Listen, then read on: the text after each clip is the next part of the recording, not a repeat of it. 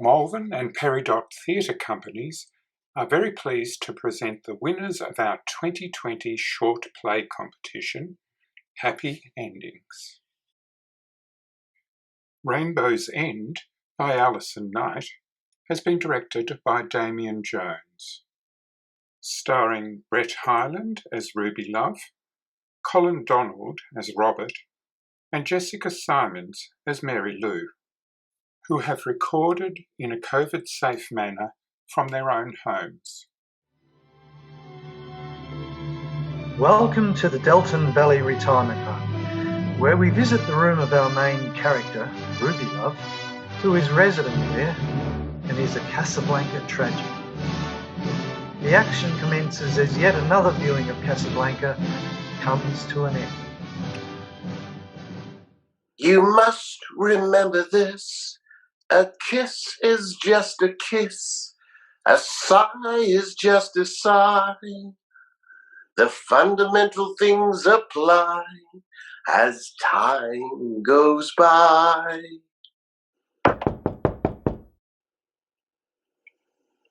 You want a cup of tea, Miss Love?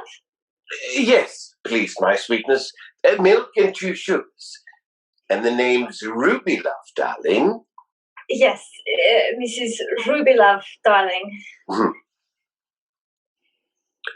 where you put it, sweetheart? I'm trying to do my nails. Oh, so sorry, Mrs. Rubylove, darling. I go get cloth and wipe up. It's okay. Oh, so sorry, Mr. Daniel. Are you okay? Oh, yes, quite all right, thank you.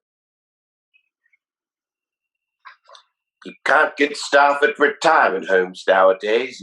She spilled tea all over my bottles and potions. Never mind. She's a dear little thing. She only started working here a few weeks ago. She doesn't know what to make of me. No, yes, right. Why don't you come into the lion's den, Mr. Daniel? Roar! I promise I won't bite, but I'll take my teeth out. It'll make you feel more comfortable. Oh no, I'm standing there like a garden gnome. Stay there any longer and someone will give you a fishing rod. Come on in. Pull up a chair and talk to me. I could do with some company, Mr. Daniel. Yes. Thank you. It's Robert Daniel. Well, very pleased to meet you, Robert. Rubylove Delphine. It's a stage name, of course. I got it changed by deed poll. Oh, right. It's a stage name. What were you before? What was I before? Bruce Driver. Bruce. Rubylove's much more feminine. Yes, indeed, feminine. I made quite a name for myself once upon a time, strutting myself up on the stage in 6-inch stilettos, hair that cascaded down my back in shining waves, eyelashes that could bat like Bradman, and sequin gowns of the finest satin, with a décolletage that showed much and promised more. These are real, you know. Right. I thought, very good. Poor things, but mine own. Gravity and depravity have done their worst. I can't wear heels anymore, not since I fell off a tram and broke my hip. So it's flatties and fluffy slippers for me these days. And I used to have such beautiful shoes. Ah, well, here I am at the rainbow's end, struggling to paint my own nails. What about you, Robert? Why did you come to Delton Valley Retirement Home? There are other places. Don't tell me. No questions. Oh, no, that's all right. My nephew found the place. I've been ill, you see, and I was finding it hard to manage on my own. So, no, Mrs. Rob? No. There was someone, but... Come in, my sweet. I brought you more tea and cloth.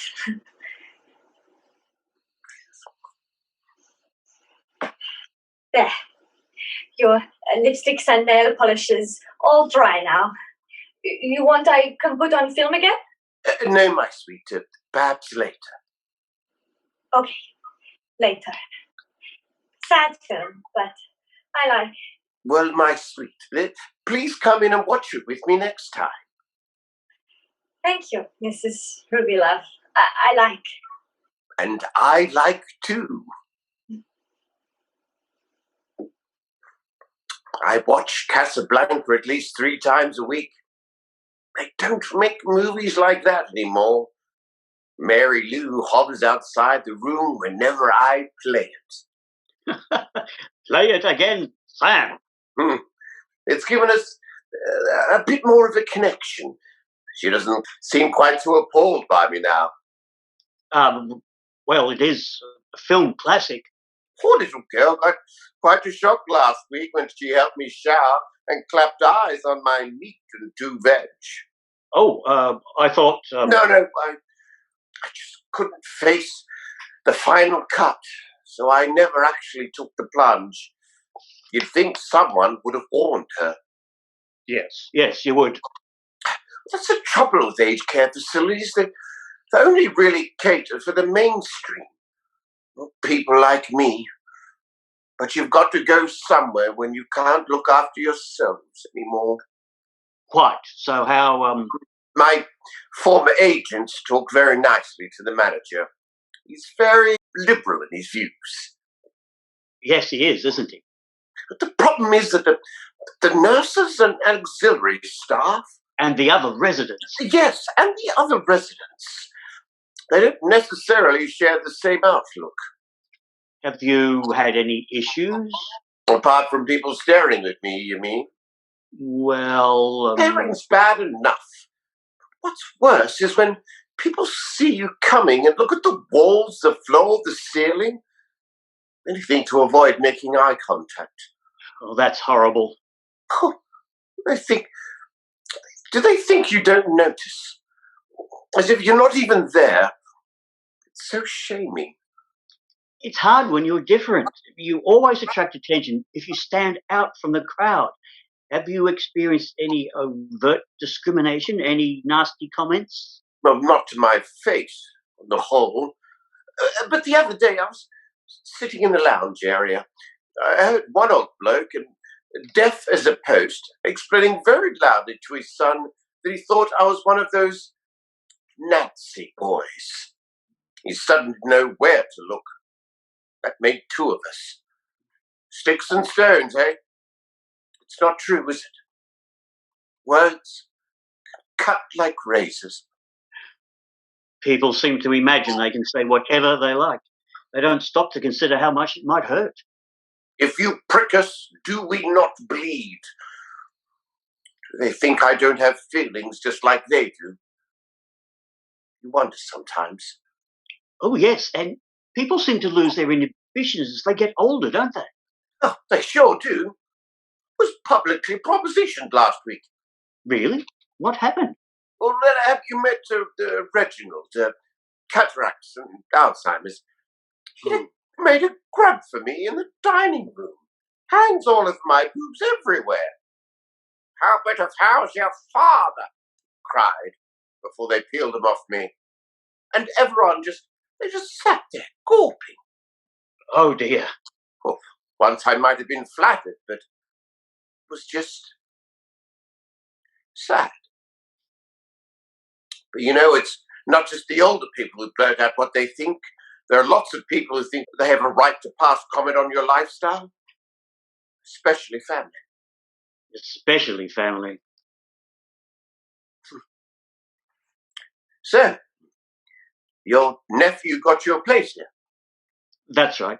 John. And there's no Mrs. Robert? No, John's the only family I have. Right. Does he live nearby? About 10 minutes away. Oh, you're pretty young to be a mere in Death Valley. Well, as I said, I've not been well. And your nephew wasn't able to help you out at all? That so he could stay home a little longer? Well, no, he has quite a large family, 4 children, you know, and he has a lot of commitments, a very busy job. You know how you sound? Like a man who's trying to convince himself of something he doesn't believe in his heart. He's a vicar with fundamentalist leaning. Oh, I see. He wouldn't approve of me then. Christ, no. No, he wouldn't approve of you at all. Well, he'd see me as a corrupting influence. I'm afraid so. Fuel for the fiery pit. And how does your nephew see you, Robert? What do you mean? He's looking at you, kid. Come on, darling. Who are you really? Well, we said no questions. Look over there, Robert. What do you see? What? Nothing. Just the wardrobe. That's right. It's my closet. Why don't you open the door and get right back in?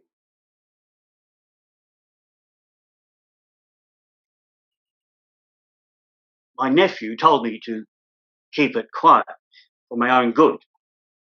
I don't know, he's probably right. You'll regret it. Maybe not today, maybe not tomorrow, but soon, and for the rest of your life. I doubt it somehow. I feel neutered, as if it doesn't much matter whether I'm gay or straight anymore, because the time for love has passed. I had a lover, you know. His name was Tony. He was much younger than me. I adored him. Even though he had flings with other men, he would always come back to me, sooner or later. Until I got sick anyway. He was very solicitous at first, came to see me every day, brought me flowers, all that sort of thing. But then he started coming around less often, and finally he stopped coming at all. I ended up in hospital. My nephew was the only person who came to visit me. I suppose he considered it his Christian duty. He told me the wages of sin are death, but God loves the sinner, not the sin. I think that was meant to cheer me up.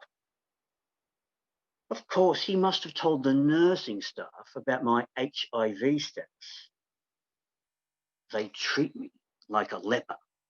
You can see it in their eyes, the way they have a reluctance to touch you, the way they dart for the hand sanitizer after any physical contact. And you miss human touch. You shrivel up inside without it. As you said before, it's the end of the rainbow. But there's no pot of gold here. Oh, Robert. I'm sorry, it sounds so bitter.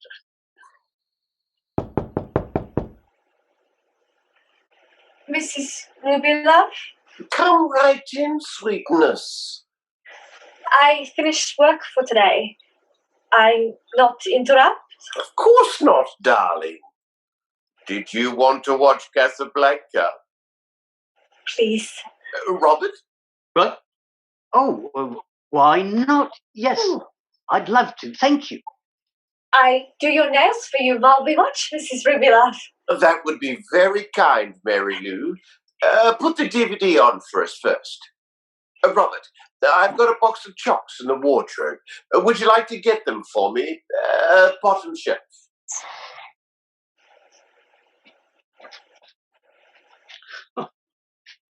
Oh, yes, here they are. I love chocolate. And Robert? Yes? That's the very last time I want to see you back in the closet. Now grab yourself some chockies. I'm going to bag the orange creams. The nuts always get stuck in my dentures. Help yourselves. Thanks. Rubylove, Mary Lou, I think this could be the beginning of a beautiful friendship. You must remember this. A kiss is just a kiss. A sigh is just a sigh. The fundamental things apply as time goes by.